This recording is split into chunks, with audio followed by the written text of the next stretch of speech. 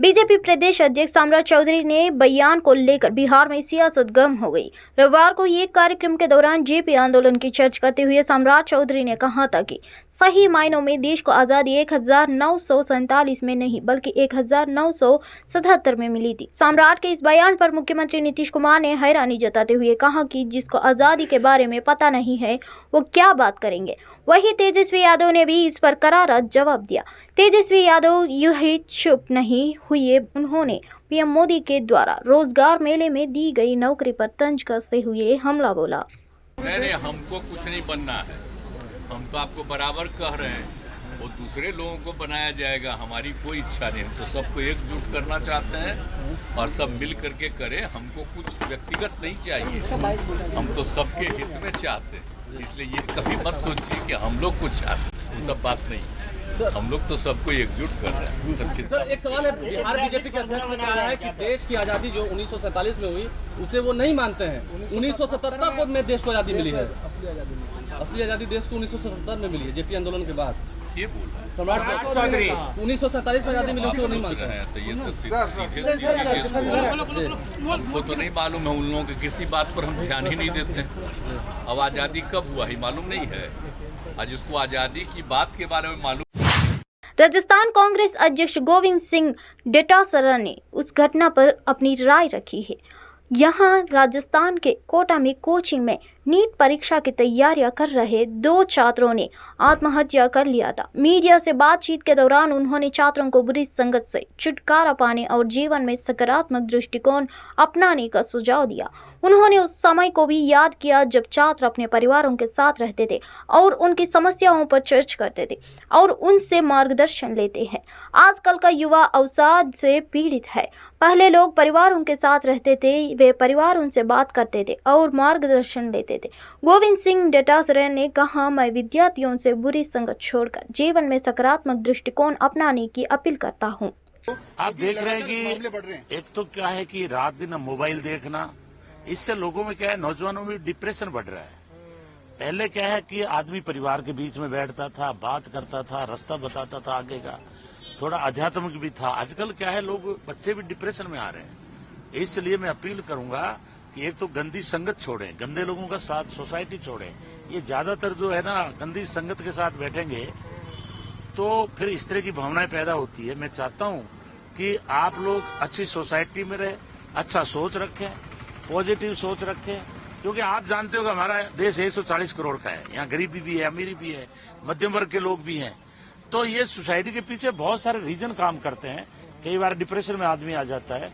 तो हम तो यही अपील करेंगे स्टूडेंटों को कि आप अपनी पढ़ाई करें ताकि आप लोग आने वाले इस देश का बिहार के उप मुख्यमंत्री तेजस्वी यादव ने बिहार भाजपा प्रमुख सम्राट चौधरी की उस टिप्पणी का जवाब दिया जिसमें उन्होंने कहा था कि भारत वास्तव में 1947 में नहीं बल्कि 1977 में जेपी आंदोलन के बाद स्वतंत्र हुआ था।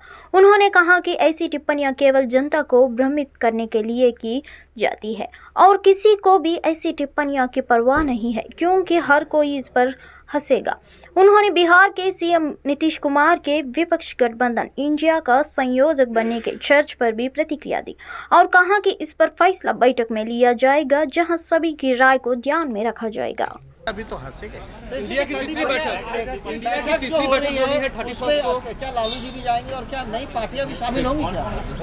नहीं, अभी तो बैठक तो हुई है जो बैंगलोर में हुई थी। उसमें तो यही था ना भाई, अगला जो बैठक होगी बॉम्बे में होगी और कुछ एजेंडों पे जो है वो बातचीत होगी। तो सब लोग जो लोग गए हैं वो लोग तो जुटेंगे और आगे कभी भी और भी पार्टियां तो जुड़ ही ना सकती है, उसमें कहाँ कोई बात है।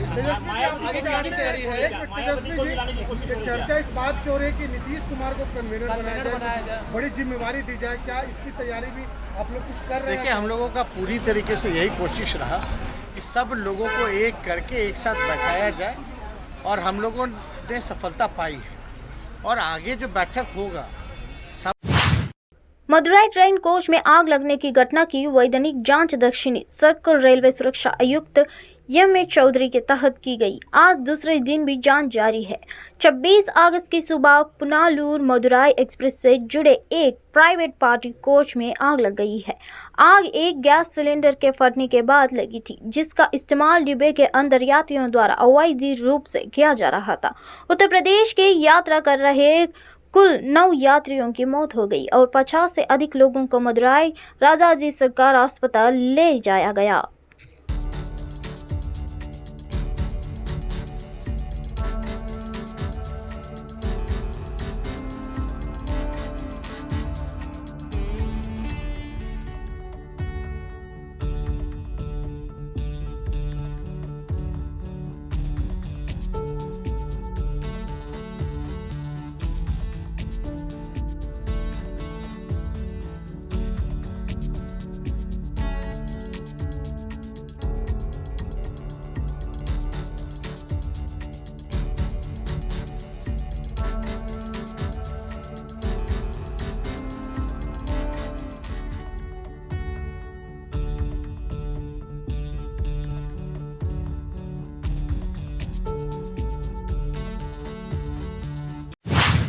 नूह शोभा यात्रा विवाद पर टिप्पणी करते हुए विश्व हिंदू परिषद के अध्यक्ष आलोक कुमार ने कहा, हम नूह में शांतिपूर्वक यात्रा का आयोजन करेंगे और प्रशासन और सरकार को कानून व्यवस्था बनाए रखनी चाहिए। हम जानते हैं कि G20 शुरू होने वाला है, इसलिए हम यात्रा को छोटा करेंगे, लेकिन हम इसे छोड़ेंगे नहीं और इसे पूरा करेंगे और भी इसमें भाग लूंगा। कानून और व्यवस्था के मुद्दे क्यों उठेंगे? सरकार वहां कानून और व्यवस्था बनाए रखने के लिए, ताकि लोग अपने धार्मिक कार्यक्रमों को शांतिपूर्वक और सुरक्षित रूप से आयोजित कर सके। हम इसे शांतिपूर्वक आयोजित करेंगे और इसे पूरा करेंगे और उन्हें प्रशासन और सरकार कानून और व्यवस्था बनाए रखना चाहिए। इसलिए हमने भी तय किया है कि प्रशासन के लिए समस्या खड़ी नहीं करेंगे। हमने यात्रा की संख्या कम की है। कम संख्या में निश्चित लोग इस यात्रा के लिए जा रहे हैं। हम आशा करेंगे कि सरकार इसमें बाधा नहीं बनेगी, और अगर सरकार बाधा बनेगी तो भी हम अपने संकल्प को पूरा करने का मार्ग निकालेंगे। कितने लोग जा रहे हैं आप लोग? आप लोग जा रहे हैं आगे, अब बढ़ेंगे आगे। पुलिस का डिप्लॉयमेंट है, किसी को जाने की इजाजत। प्रधानमंत्री नरेंद्र मोदी 10 लाख कर्मियों की भर्ती के लिए अभियान रोजगार मेला के तहत सोमवार को 51,000 से अधिक युवाओं को नियुक्ति पत्र वितरित किए। इस अवसर पर प्रधानमंत्री इन युवाओं को संबोधित करते हुए कहा कि आज़ादी के इस अमृत काल में देश की आज़ादी के और देश के कोटि कोटि जानों को अमृत रक्षक बनने पर आप सबको बहुत बहुत बधाई। आज जिन युवाओं को नियुक्ति पत्र मिल रहा है, वो देश की सेवा के साथ साथ देश के नागरिकों की रक्षा भी करेंगे। इसलिए एक तरह से आप इस अमृत काल के जन और अमृत रक्षक भी है। भारत तेजी से आगे बढ़ रहा है। देश के हर सेक्टर में बढ़ोतरी हो रही है। यूपीए काल में पहले 9 वर्षों में कुल मिलाकर के जहां 6 लाख नौकरियां दी गई, वहां आपके कार्यकाल में 9 वर्षों में 9 लाख लगभग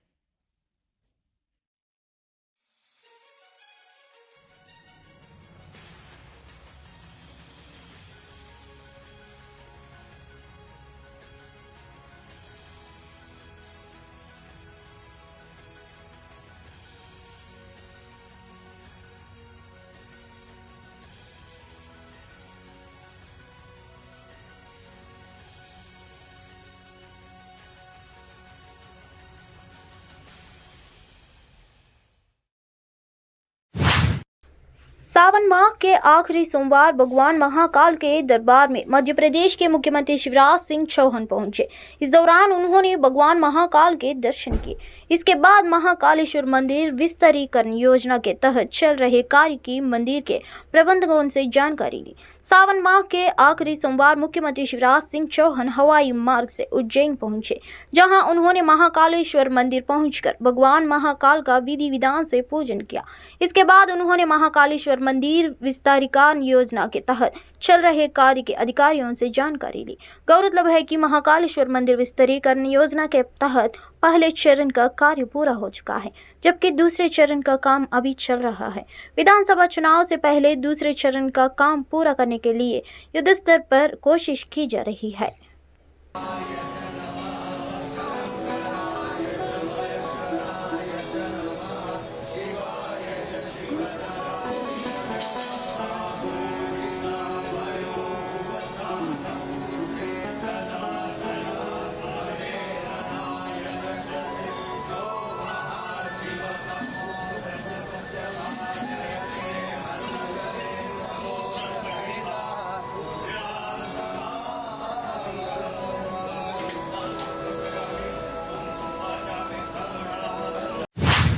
केंद्रीय गृह मंत्री अमित शाह ने आज गुजरात के गांधीनगर में आयोजित 26वीं पश्चिमी क्षेत्रीय परिषद की बैठक की अध्यक्षता की। उनके साथ गुजरात, महाराष्ट्र, गोवा आदि राज्यों का मुख्यमंत्री भी शामिल हुए और केंद्र शासित प्रदेश दमन और दीव तथा दादरा में नगर हवेली बैठक में यौन अपराध और बलात्कार के मामलों की त्वरित जांच और बुनियादी ढांचे और पर्यावरण, वन और जल आपूर्ति से संबंधित मुद्दों पर चर्चा की गई।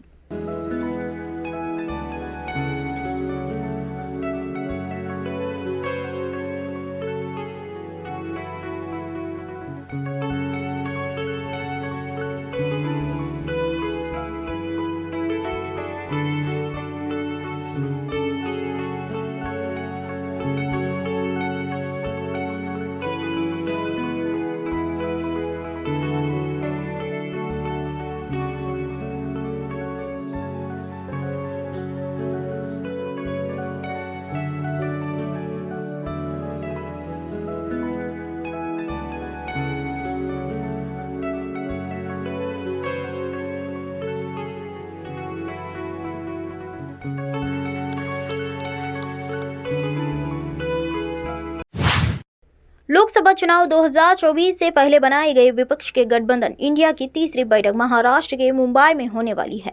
इस बैठक में इंडिया के लोगों का अनावरण भी होना है। शिवसेना नेता संजय राउत ने कहा है कि लोगों का अनावरण 31 अगस्त की शाम को किया जाएगा। समाचार एजेंसी पीटीआई के मुताबिक उन्होंने कहा, विपक्षी गुट के इंडिया के लोगों भारत के नागरिकों के लिए बहुत प्रेरणादायक है। इसका अनावरण 31 अगस्त को शाम 7 बजे किया जाएगा, जब सभी नेता मुंबई में गठबंधन की तीसरी संयुक्त बैठक के लिए पहुंचेंगे। विपक्षी दलों की मुंबई में होने वाली बैठक की मेजबानी शिवसेना करने वाली है।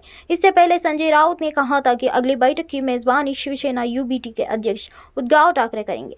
बैठक के बारे में ज्यादा जानकारी देते हुए उन्होंने कहा था, इंडिया गठबंधन की अगली बैठक में लोगों का अनावरण होगा।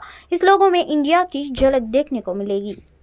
भाजपा के दूसरे एजेंडे पे काम कर रहे हैं तो और क्या है, आज सामने में लिखा है ना, ये और क्या है। इतना शिंदे हो, अजित पवार हो, ये तो भाजपा का जो लिखित एजेंडा है वो उनसे अमल किया जाता है, उनसे मुंह से बोला जाता है। अगर उद्धव ठाकरे जी को बारे में कुछ गलत कहना है वो भी लिख कर दिया जाता है। शरद पवार साहब के बारे में कुछ बोलना है, करना है, वो भी लिख कर दिया जाता है। बात ऐसी है भाई। लेकिन वही जो भाजपा का जो एजेंडा है उसके अंदर शाहू, फुले और अम्बेडकर के विचार नहीं कहाँ है, आप मुझे बताइए। हेट स्पीच के अलावा क्या है? पूरे समाज में हेट, द्वेष, बदले की भावना, एक दूसरे के खिलाफ लड़ाओ एक दूसरे को, उसके अलावा क्या है? अगर अजित पवार जी कहते हैं कि मैं शाहू, फुले, अम्बेडकर की विचारधारा लेकर जा रहा हूं, तो भारतीय जनता पार्टी में ऐसी विचारधारा कहाँ देखी उसने? तो हमको बताइए। इंडिया जीतेगा। सीएम योगी आदित्यनाथ ने जिले में हेलीकॉप्टर से बाढ़ प्रभावित इलाकों का हवाई सर्वेक्षण किया। उन्होंने बरौना गांव में भी पहले हेलीकॉप्टर से ही गंगा की दरा और कटान की स्थिति का जायजा लिया। हवाई सर्वेक्षण के बाद उनका हेलीकॉप्टर हेलीपैड पर उतरा, जहां डीएम हर्षिता मधुर, एसपी सौरभ दीक्षित ने उनकी अगुवानी की। इसके पश्चात ने कार से बरौआ गांव के पहुंचे। गांव के पश्चिम किनारे पर बने तटबंध को उन्होंने 5 मिनट तक निरीक्षण किया। इसके बाद वह बांध के नजदीक बनाए गए पड़ाल में पहुंचे, जहां उन्होंने बरौना का कटान पीड़ितों का राहत सामग्री के किट प्रदान की। कासगंज में सीएम योगी आदित्यनाथ ने कहा कि बाढ़ आपदा सरकार उनके साथ है, हर पीड़िता को सहायता दी जा रही है। फसलों के नुकसान आंकलन करार कर शीघ्र ही मुआवजा दिया जाएगा। उन्होंने जिला प्रशासन को फसलों की क्षति होने की रिपोर्ट शीघ्र तैयार कर शासन को भेजने के निर्देश दिए हैं।